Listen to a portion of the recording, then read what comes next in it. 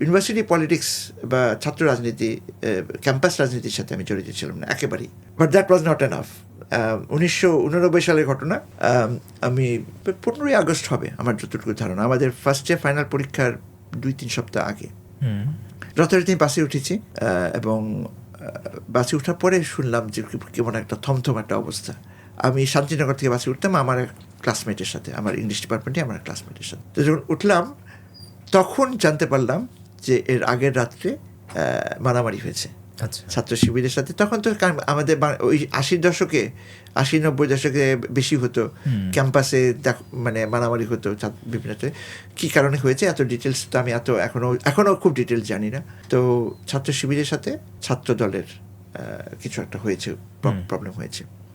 তো আমি যখন শুনলাম তখন আমার এই ক্লাসমেট, যার সাথে আমি সবসময় যাওয়া আসা করি, সে আমাকে বললো যে সালমান তুমি নেমে যাও। আমি বললাম যে আমি তো ক্যাম্পাসে রাজনীতি করি না, সবাই জানে, আমাকে সবাই চিনে, আমি তো কোনো কিছুর সাথে জড়িত না। বলছে না তুমি নেমে যাও, বলা যায় না কি হয়। তো ওর সময় লেগেছে আমাকে কনভিন্স করতে। আমরা শান্তিনগর থেকে মালিবাগ হয়ে যখন মগবাজারের কাছাকাছি আসলাম তখন সে আমাকে এক প্রকার জোর করে বলে তুমি এখানে নেমে যাও, আমি যাই দেখি ক্যাম্পাসে কী অবস্থা, তারপর তোমাকে বলবো। সেটা আমি মগবাজার মনে নেমে গেলাম। সেই আমার লাস্ট ক্যাম্পাসে যাওয়া, আর এই কয়েকদিন আগে ঘুরে আসলাম।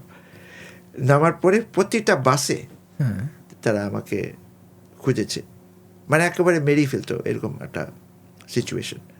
প্রতিটা বাসে খুঁজেছে, এবং আমার ওই ফ্রেন্ডকে জিজ্ঞেস করেছে যে আমার সাথে ছিল, তাকে যে ও কোথায়, বলে যে ও বাসে উঠেছিল, আমি নামিয়ে দিয়েছি।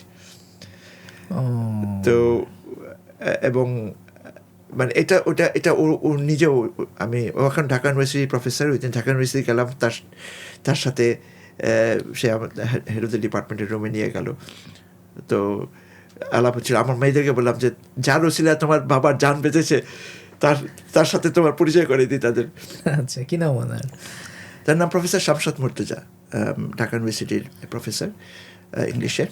পলিটিক্স কখনোই করেনি, এই ভালো একাডেমিক, ইংল্যান্ড থেকে পিএইচডি করেছে। কিন্তু আমার সাথে মানে রিসেন্টলি হোয়াটসঅ্যাপে গত 1-2 বছর থেকে হোয়াটসঅ্যাপে যোগাযোগ হয়েছে। এর আগে যোগাযোগ আমি ইচ্ছা করে কারোর সাথে করি নাই, যে অনেক সময় কানেকশনের কারণে মানুষ বিপদে পড়ে, অথচ সে কখনো কোনো রাজনীতির সাথে জড়িত না আমার জানা মতে। সে একজন একাডেমিক মানুষ। তো খুব মানে, তো নেমে গেলাম, এই যে নেমে গেলাম আর জাহাঙ্গীরনগরে পড়তে পারলাম না।